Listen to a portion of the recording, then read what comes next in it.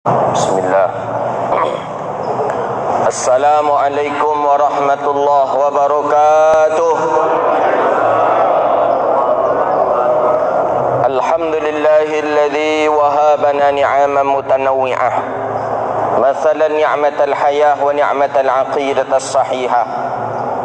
Allahumma salli wa sallim wa barik ala sayyidina wa maulana Muhammadin ibni Abdillah wa ala alihi wa ashabihi wa man tabi'ahum bi ihsanin ila yaumil qiyamah. Subhanaka la ilma lana illa ma 'allamtana innaka antal alimul hakim. Rabbi yassir wa la tu'assir ya Rabbi tammim bi khair. Allahumma salli ala sayyidina Muhammadin al-Fatih lima ughliqa wal khatim lima sabaqa nasiril haqqi bil haqqi wal hadi ila siratikal mustaqim. Sallallahu alaihi wa ala alihi wa sahbihi haqqa qadrihi wa miqdarihil azim. Pada tidur, kalimat yang pertama kita ucapkan adalah kalimat Alhamdulillahi Rabbil Alamin. Segala puji bagi Allah yang telah menghidupkan kita kembali setelah kita mati.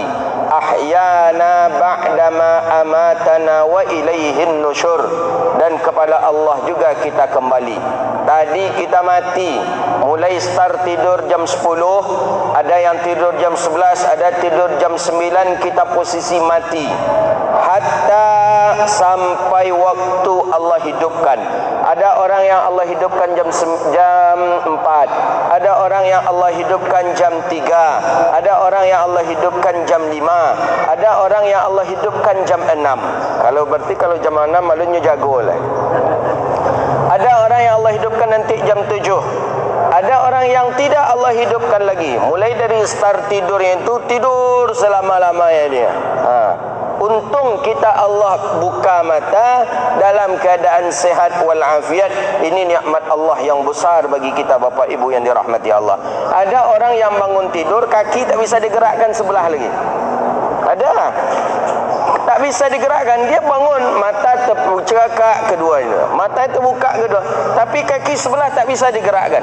Sebelah saja bisa gerak. Ada orang yang bangun dari tidur, kaki keduanya bisa digerakkan, tapi tangan tak bisa digerakkan. Ada orang yang bangun tidur, kaki bisa bergerak, tangan bisa bergerak, tapi ternyata duduk pun pusing. Ada orang yang ketika bangun daripada tidur, mata tidak lagi terbuka, tangan tak bisa bergerak, kaki tak bisa bergerak, tapi sudah pingsan dia. Maka Alhamdulillah Allah takdirkan kita dalam keadaan sehat walafiat. Bangun kaki bisa bergerak, tangan bisa bergerak, mata bisa terbuka. Ini nikmat Allah. Ini tanda Allah masih menginginkan kita menjadi orang yang baik. Kan itu kata ahli sufi, ulama tasawuf mengatakan, idza aradallahu bihi khairan, apabila Allah menghendaki seseorang itu menjadi orang yang baik, maka akan Allah lunakkan hatinya untuk menuju rumah Allah. Kita ke sini tadi kan tak ada yang terpaksa. Tak ada. Lunak hati kita menuju rumah Allah. Bertutur tanda masih Allah ingin kita menjadi orang yang baik. Banyak orang di luar sana berat hatinya nak ke masjid.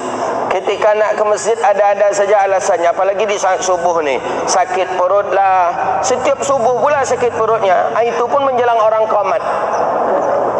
Kalau sudah qamat orang tak sakit perutnya lagi. Itu sakit perut itu tu bisa jadi jin itu. Bisa lagi kerja syaitan itu. Ada jemaah yang, Ustaz, saya tak bisa pergi salat berjamaah subuh ni lah Ustaz. Kenapa? Saya mulai dari orang azan subuh tu saya sakit perut Ustaz. Jadi sampai kapan? Sampai orang qamat. Dah siap orang qamat, berhenti sakit perutnya. Jadi bagaimana solusinya? Tahan. Maka kata Rasulullah kan seperti itu dalam hadis, lau alimtum, jikalau seandainya umatku mengetahui, kata Rasulullah, ma fil ghadai wal isya, apa yang ada pada waktu subuh dan waktu isya, la atau, mereka akan mendatangi masjid walau kana habwan, walaupun mereka dalam keadaan merangkak. Kalau orang tahu fadilah waktu subuh ni, kalau tahu fadilah waktu solat isya, akan merangkak dia untuk mendatangi masjid. Begitu besar pahala yang Allah berikan kepada kita. Kita ada yang merangkak ke sini? Tidak ada. Padahal hadis Nabi, merangkak pun akan dia datangi. Siapa orang yang diantaranya? Ada sahabat Nabi namanya Syu'ban. Syu'ban jauh rumahnya. Kalau dalam hitungan orang-orang sekarang, rumah Syu'ban dari masjid itu 2 jam berjalan kaki. Dia salat selalu di sebelah kanan Nabi. Jadi ketika Nabi salam, dia yang nampak pertama kali. Assalamualaikum warahmatullah. Maka salam itu dianjurkan sedikit untuk menggelengkan kepalanya, sehingga khiddahul, daripada melihat ia akan pipinya sebelah kanan. Salam, Assalamualaikum warahmatullah. Melihat bayangan pipi sebelah kanan. Begitu dia. Ada orang yang salamnya Assalamualaikum warahmatullah, ya, mediko aja. Assalamualaikum. Tidak disunahkan agak memiring sikit. Jadi langsung nampak Syu'ban sebelah kanan Rasulullah. Satu ketika di subuh, Syu'ban tak nampak. Pas Nabi salam, Assalamualaikum warahmatullah, Syu'ban tak nampak. Setelah selesai salat, zikir, doa, dah selesai, Nabi bertanya, siapa yang lihat si Syu'ban? Kata Rasulullah. Syu'ban mana? Kata baginda Nabi. Tak ada yang tahu.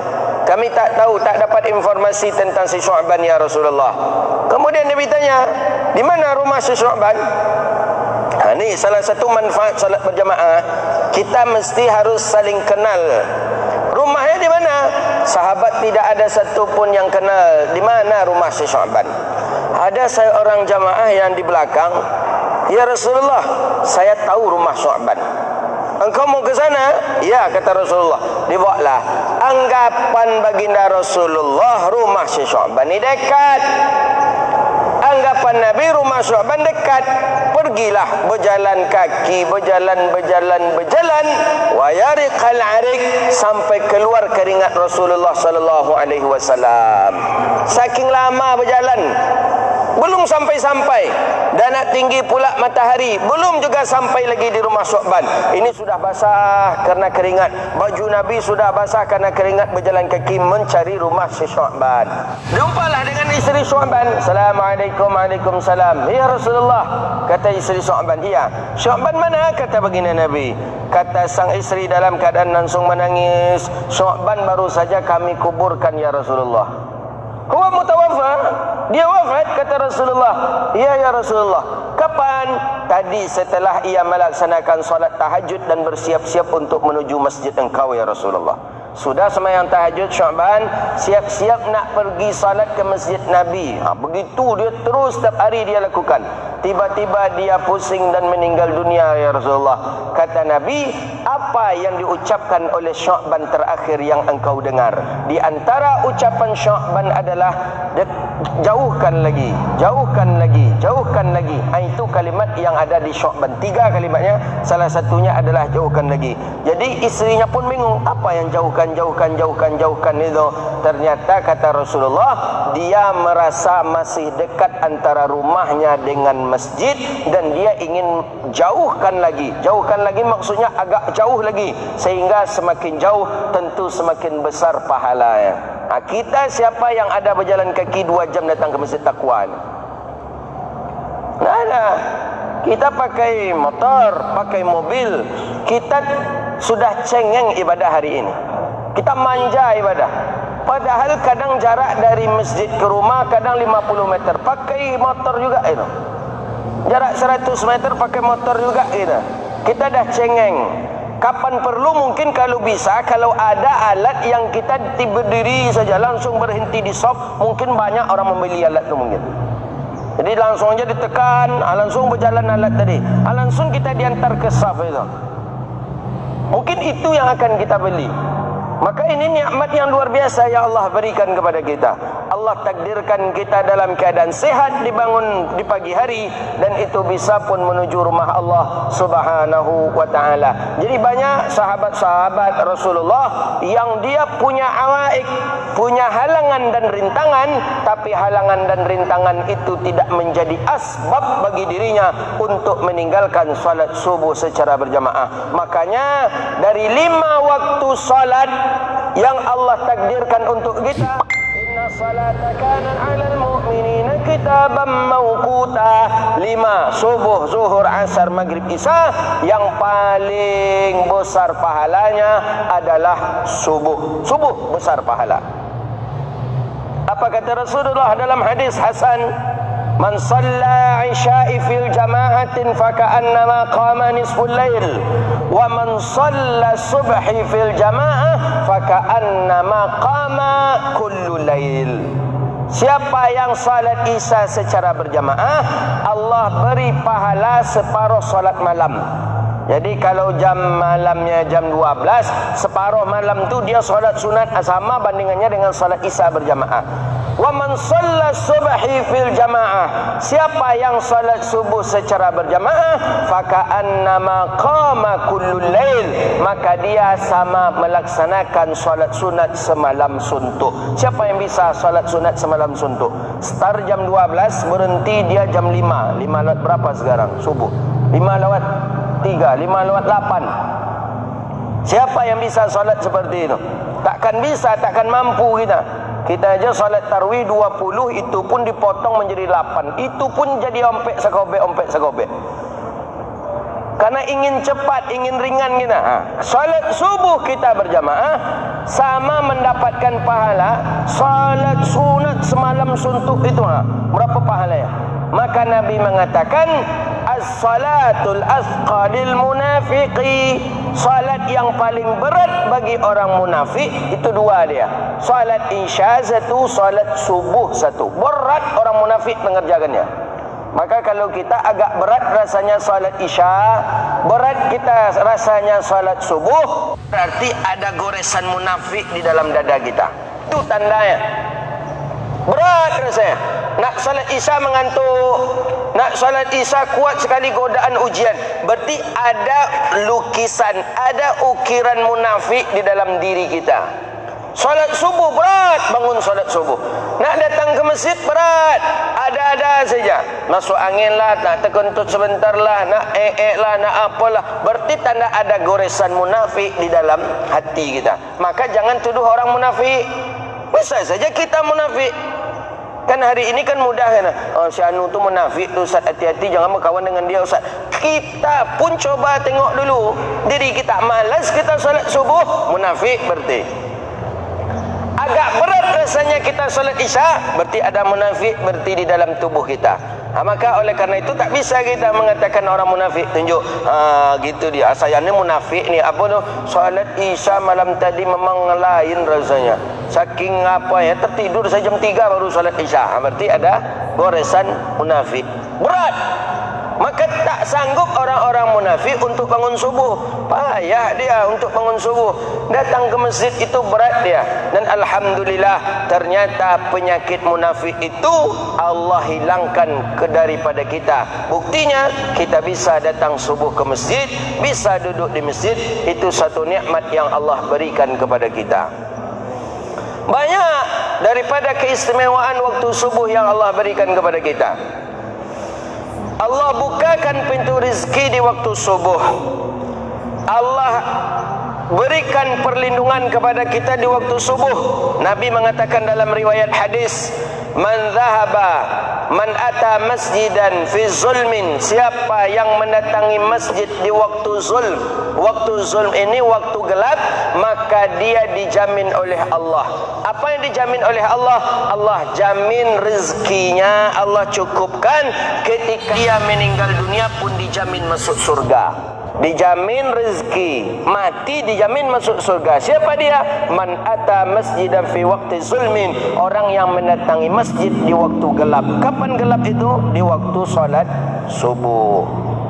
Allah cukupkan rezeki kita, yakinlah kita. Setiap subuh datang ke masjid, setiap subuh datang ke masjid, tidak akan pernah miskin, kata ulama. Takkan pernah miskin orang ini, takkan pernah fakir. Itu yakin kita dengan itu. Yakin setelah solat subuh, bangun kita subuh datang ke masjid. Subuh Allah jamin cukupkan rezeki kita. Allah jamin pula kita ketika meninggal dunia masuk ke dalam surga Allah. Memang jarang kita menengok orang yang rajin ke masjid waktu subuh miskin, jarang. Justru banyak orang kaya. Boleh kita uji praktek 40 hari saja amalkan. Setelah selesai salat subuh, setelah bangun tidur langsung ke masjid. Coba buktikan agak 40 hari. Allah cucurkan rezeki kita. Allah bukakan pintu rezeki kita. Mana yang berhutang, Allah carikan solusi untuk melunasi hutangnya. Coba amalkan agak 40 hari. Tapi bukan berarti setelah solat subuh pulang ke rumah angkat selimut lagi. Tidak. Kalau yang subuh ya Ustaz, dah 10 tahun saya solat subuh ke masjid Ustaz, tapi rezeki saya macam tu juga Ustaz, itu ke itu aja, tak ada pernah bertambah Ustaz.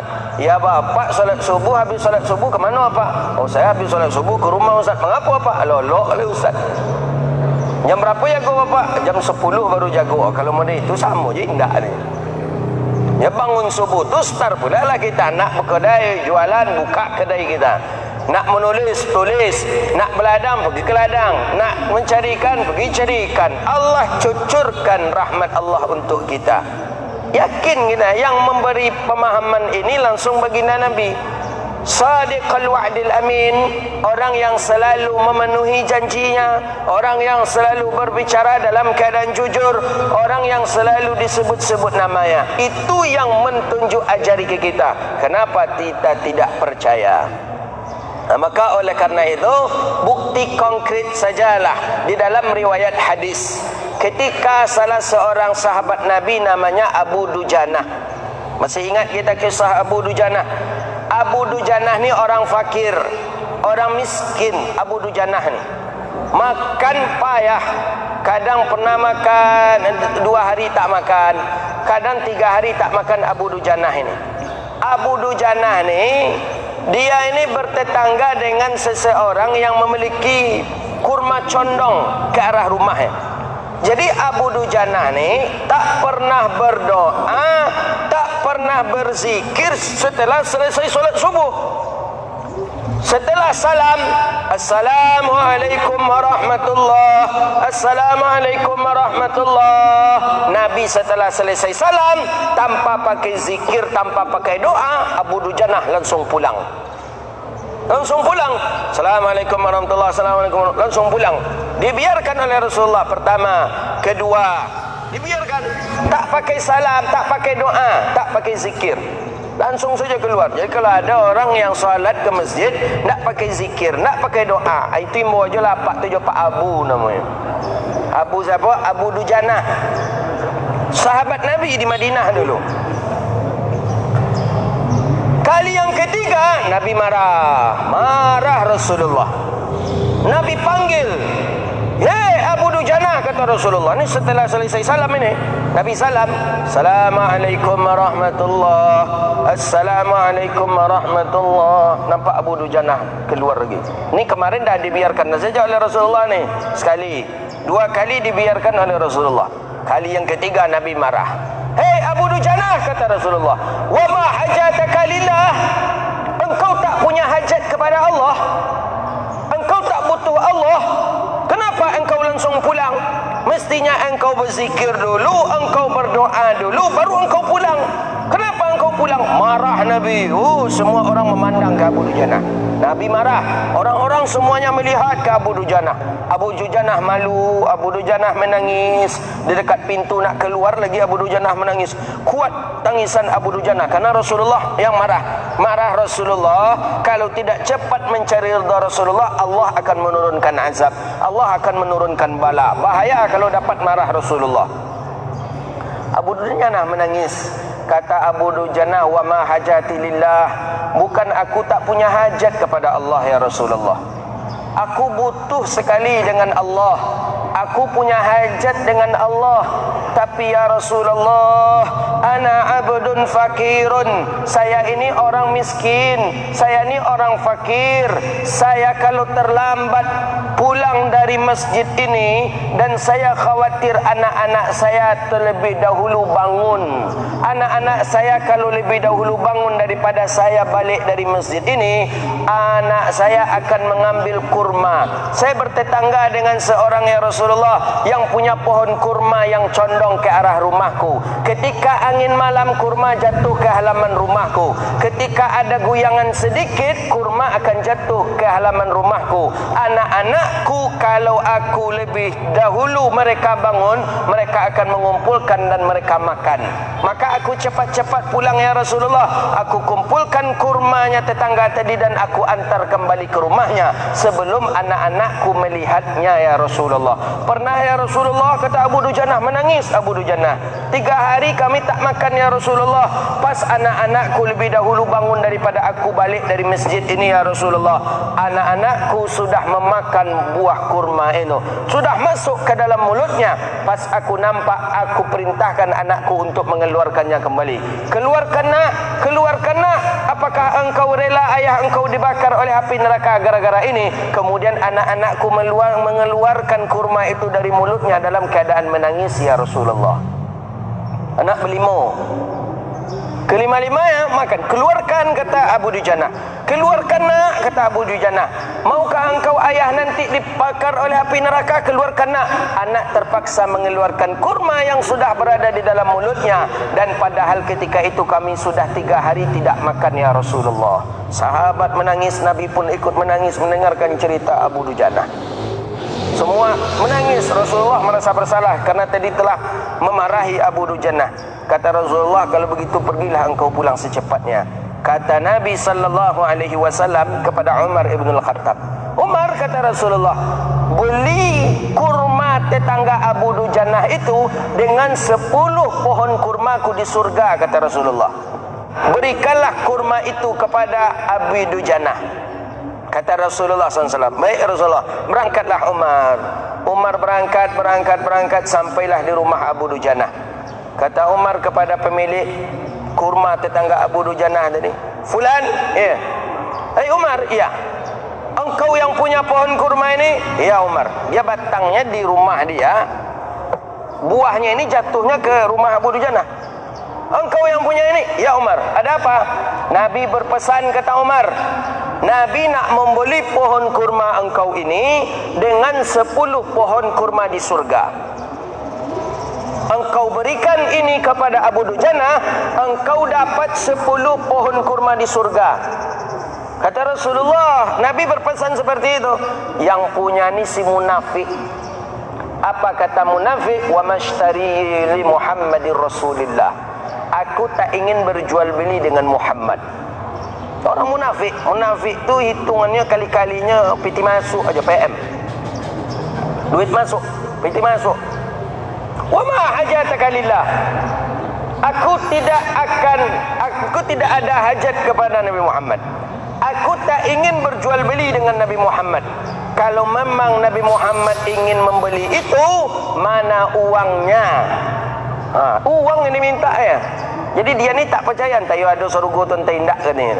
Munafik, orang munafik ni memang luar biasa. Innal munafiqina fid darkil asfali minan nar, kan Al-Quran seperti itu menjelaskan. Tak percaya. Nah, Umar geram. Umar nak menyerang, tapi pesan Nabi tadi supaya untuk membeli saya. Ni orang ni sudah keterlaluan, kata Umar. Enggak, aku dah ingin. Baliklah Umar lagi ke masjid. Ni sahabat banyak menunggu di masjid ni. Balik Umar ke masjid. Kata Umar kepada Rasulullah, ya Rasulullah, aku sudah menjumpai tetangga Abu Dujanah. Ternyata tetangga Abu Dujanah ni munafik ya Rasulullah. Seorang munafik? Iya. Jadi bagaimana? Kata Umar, dia tidak ingin berjual beli dengan kita ya Rasulullah. Jadi mau dia apa? Kata Rasulullah, dia ingin berjual beli kalau barangnya nampak dan jelas ya Rasulullah. Oh iya. Langsung Abu Bakar As-Siddiq, orang kaya, berdiri. Nah, itu fungsi salat berjamaah ni.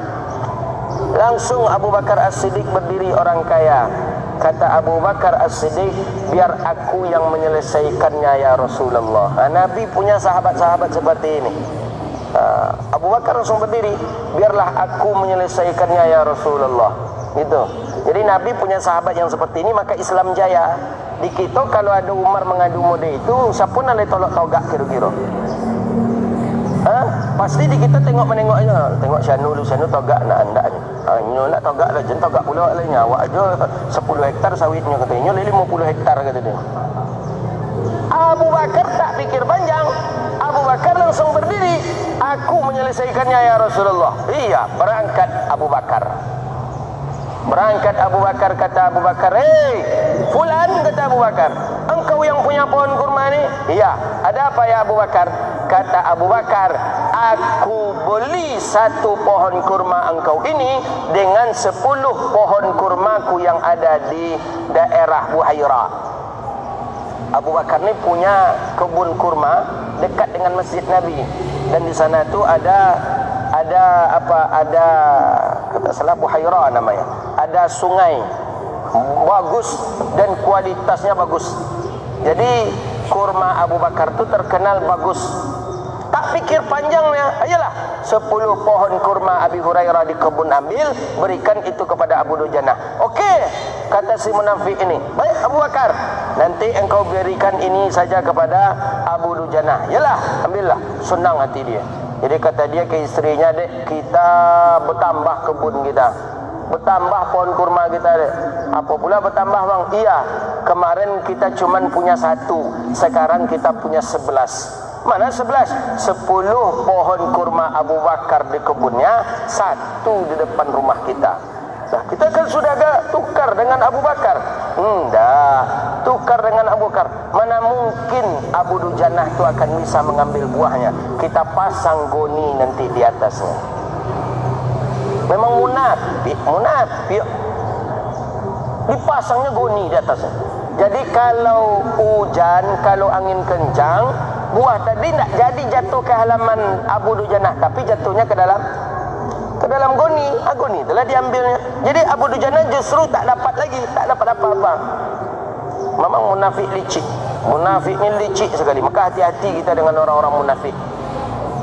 Akhirnya singkat cerita, Abu Dujanah salat tak pulang lagi, tak cepat pulang. Kenapa? Karena kurma takkan jatuh lagi buahnya. Sudah seperti biasa. Anggapan Rasulullah, Abu Dujanah ni sudah mencicipi kurma. Anggapan Abu Bakar sudah mencicipi kurma. Dulu kalau di Arab, kalau punya kurma sebatang itu tak perlu beli-beli kurma lagi, karena makanan pokoknya kurma.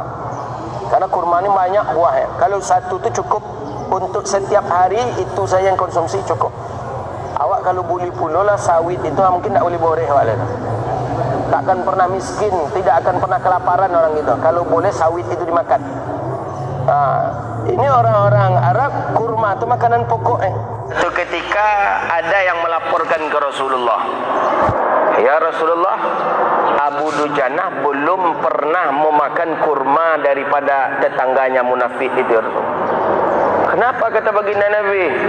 Karena di atasnya ada goni ya Rasulullah, dan goni itu dipasangkan oleh si munafik ini ya Rasulullah. Oh baik Nabi. Besoknya setelah selesai salat subuh, Nabi bertanya ke Abu Dujanah. Karena subuh itu Abu Dujanah nak ke masjid, Abu Dujanah nengok memang tak ada apa. Tidak ada kurma di bawah. Kata Nabi, apakah engkau sudah mencicipi kurma itu? Belum ya Rasulullah. Kenapa?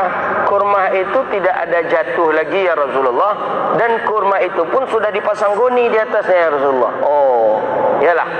Besok kurma itu akan milik engkau seutuhnya, kata Rasulullah. Besok engkau akan memilikinya, dengan batang-batangnya pun engkau akan memilikinya, kata Rasulullah. Iya. Besok pagi Abu Dujanah nak salat ke masjid, Abu Dujanah nampak sudah berada di halaman rumah Abu Dujanah pohon kurma tadi. Pindah pohon kurma. Ini salah satu mukjizat Nabi. Pindah. Tanpa ada bekas sedikit pun lubang di depan rumah si munafik tadi. Ini kaget Abu Dujanah. Pas Pohon kurma tak ada lubang. Akhirnya Abu Dujana setelah selesai salat, Abu Dujana senyum kepada Rasulullah. Nabi pun senyum kepada Abu Dujana. Kata Nabi SAW, lima anta basam, kenapa engkau senyum? Kata Abu Dujana, memang ya Rasulullah, pohon kurma tu pindah sendiri dia ya Rasulullah. Itu salah satu mukjizat Nabi. Awak cubalah pindahan pohon kurma yang tinggi berbuah tu kalau bisa. Takkan bisa kan? Itu mukjizat Rasulullah. Si munafik ini ketika keluar dari rumahnya tengok kurma pun tidak ada lagi. Jadi jangan macam-macam dengan Rasulullah sallallahu alaihi wasallam. Apa hikmah kisah di hadis itu? Hadis ini berkaitan dengan rezeki di waktu subuh tadi. Orang yang dia fakir, orang yang dia tak punya apa-apa di waktu subuh, di setiap hari, tapi dengan ghirahnya tinggi, semangatnya kuat datang ke masjid setiap saat di waktu subuh, maka tidak akan pernah miskin. Buktinya Abu Dujana, ada saja rezeki yang Allah berikan kepada dia dan dia mendapatkan rezeki itu. Jadi yakinlah Bapak Ibu, datanglah ke masjid, Allah cucurkan rezeki untuk kita. Ini Abu Dujana yang tak punya pohon kurma saja bisa punya pohon kurma, apalagi kita yang sudah memiliki pohon yang banyak. Tambah Allah berkahi, tambah Allah murahkan rezeki kita, tambah Allah lancarkan usaha kita. Cuman orang-orang tak faham. Coba kita tanya kepada orang-orang non-muslim itu, yang dia buka kedainya pagi hari, subuh dah buka dia, subuh dah buka. Kita tanya, dia tak muslim. Bapak muslim tak? Saya tak muslim pak, kata dia. Kenapa bapak waktu subuh? Saya yakin katanya bahawa waktu subuh ni waktu yang berkah. Waktu subuh ni waktu yang Allah murahkan, yang Allah cucurkan rezeki. Maka aku ingin ketika waktu subuh inilah aku membukanya, dan ketika itu jugalah Allah redha denganku.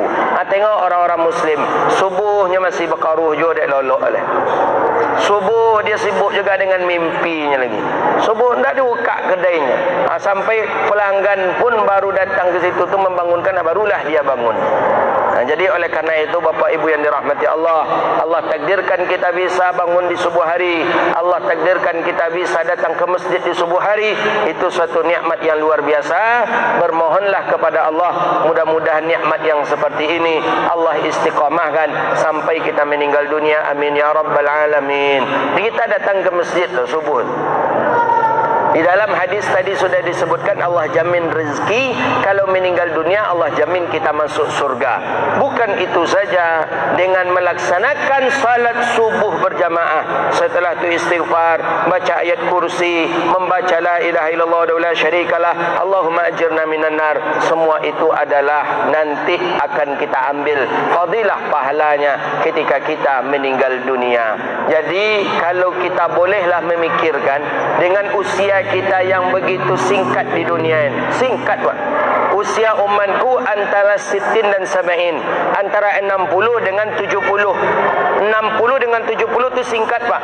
Orang-orang yang hari ini umur 69, besoknya 60, siap-siap ajalah menyediakan kain kafan dari sekarang. Atau orang-orang yang hari ini sudah berumur 68, berarti jatahnya cuma 2 tahun lagi. Angsur-angsurlah beli kain kapan, beli papan, bawa papan tadi ke tukang katamnya, tolong katamkan untuk apa paknya. Buatkan langsung pakukan, letak di samping rumah gitu. Ada yang sanggup seperti itu enggak? Padahal kita akan mati, apa kita tak sanggup? Semua kita akan berpulang ke rahmatullah. Baina sittin wa sab'in. Umur umatku antara 60 ke 70. Sedikit, sebentar kita hidupnya. 60-70. Maka yang meninggal hari ini jarang sekali. Orang-orang yang di atas 70 sudah jarang. Sudah jarang. Kemarin di Pekanbaru yang banyak meninggal dunia, yang setahu kita dapat info, ada yang umur 47, ada yang umur 52, ada yang umur 60. Jarang yang di atas 70, jarang. Kenapa? Baina sittin wa sab'in. Itu tak ada lagi. Dulu ada orang-orang tua-tua kita dulu umurnya sudah di atas 80, di atas 90. Sekarang sudah boleh kita cari, jarang sekali. Ada, tapi jarang sekali.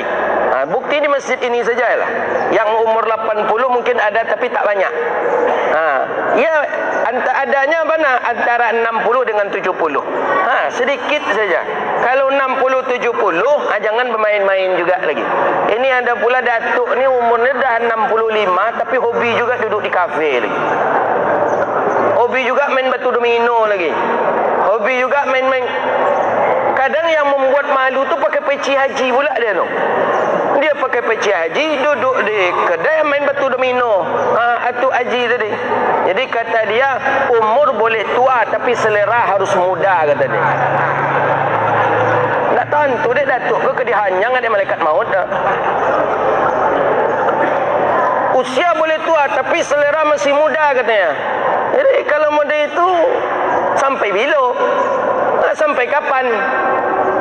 Kita ni pasti akan mati. Sehebat-hebat manusia pasti mati. Sepanjang-panjang umur manusia. Ada yang dulu di zamannya Nabi Sulaiman, ada yang umurnya sampai ke 900 tahun, mati juga. Sehebat-hebat penguasa mati. Fir'aun, hebat Fir'aun. Canggih Fir'aun itu. Tongkatnya Fir'aun, tukang sihir Fir'aun. Tukang sihir tanduk ke Fir'aun. Tukang sihir Fir'aun itu tongkatnya aja bisa menjadi ular itu. Fir'aun luar biasa. Tunduk semuanya ke Fir'aun. Fir'aun suruh bicara batu, batu akan bicara. Fir'aun suruh bicara pohon, pohon bicara. Fir'aun minta air turun dari langit, hujan akan turun hujan dari langit. Fir'aun, Fir'aun, tapi ternyata Fir'aun pun mati. Dan ada kita yang tak mati ni.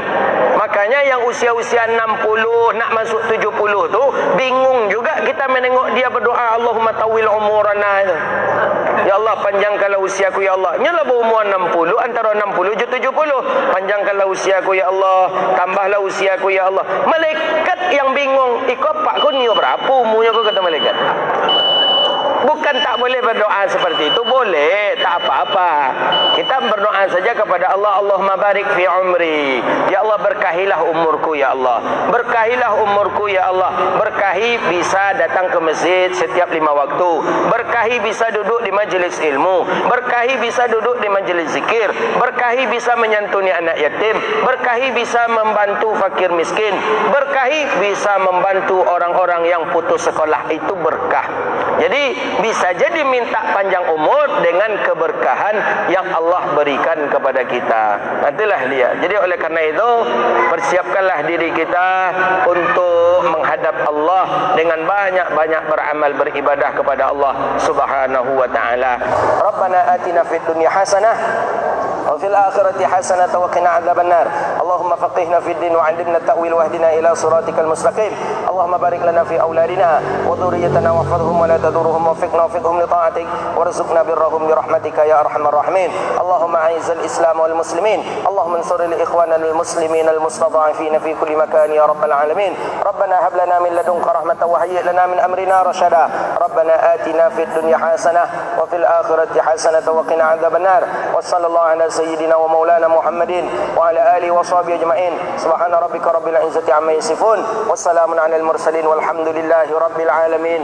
Demikian, mohon maaf, wabillahi taufiq wal hidayah wa ridha wal inayah. Wassalamualaikum warahmatullahi wabarakatuh.